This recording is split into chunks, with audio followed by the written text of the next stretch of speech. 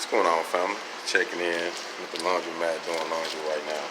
And you know what, man? Something just hit me hard. I was sitting here thinking, we have to turn our earned income into passive income. Our earned income meaning the income that we get from working on jobs and having to file taxes.